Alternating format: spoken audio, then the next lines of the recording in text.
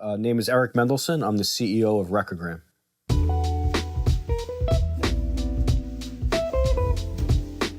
I grew up in Piscataway, central New Jersey, about 5 minutes away from Rutgers University. Not that far from New York City, which I was able to explore as once I went to college, I was actually able to explore New York City on my own more. What started to happen was I took an internship at Hot 97.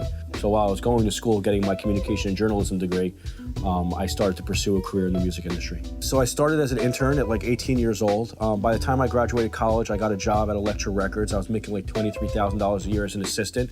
Within 6 months of being an assistant, I got promoted, and I helped promote artists from anywhere from Metallica to Fabulous to Busta Rhymes to Missy Elliott.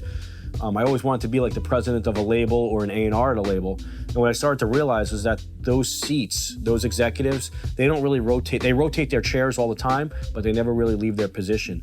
So rather than try to kiss the ass or make it up that ladder, I decided to curve a lane for my own, and I started to discover my own artist. I actually met Mims when I was an intern. No, I'm sorry. I met Mims when I was an assistant at Elektra Records. And, everyone thinks that, you're an overnight success. An overnight success is usually 10 years in the making. People don't realize that. It takes 10 years, 5, 10 years sometimes to pop.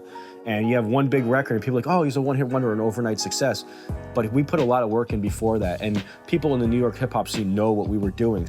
A lot of doors were shutting in New York City. They said Mims sounded like certain people and all the labels passed on him.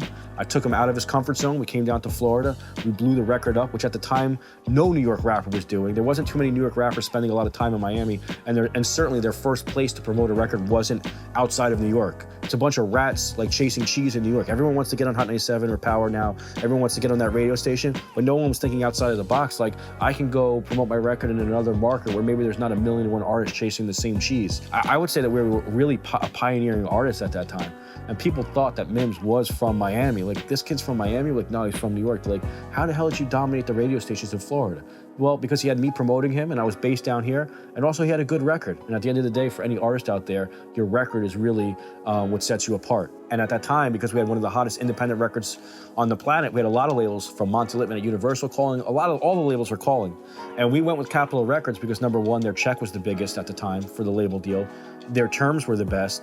And they didn't really have an urban department, and we felt like we could fit in. And as we grew Mims's career, we would actually take our entire team and just kind of infiltrate the whole Capitol system and basically create their urban department. We generated over $18 million. Just the Mims record alone generated over $18 million for Capitol. We had a 50-50 deal with Capitol Records, which means after the recouping cost of paying for the marketing of the album was paid back, we would split the profits with them 50-50. And they ripped us off. They stole millions of dollars from us. And it really soured my taste for the music industry as to how they can treat an artist. It soured Mims's taste to actually record. And Mims said, you know what, we need to get into this technology space because that's going to be the new wave. And sure enough, that's come true, right? And the winner is... RecordGram.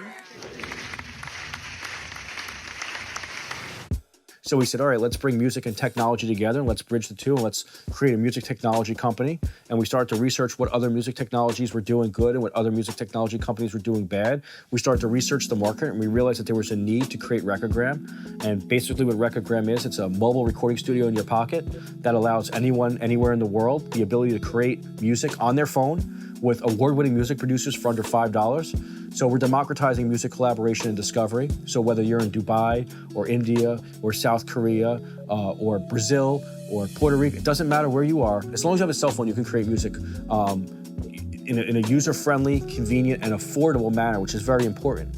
And we wanted to make it so that 99% of the world could at least pursue their passion the way that we pursue our passion, and that's why we created RecordGram.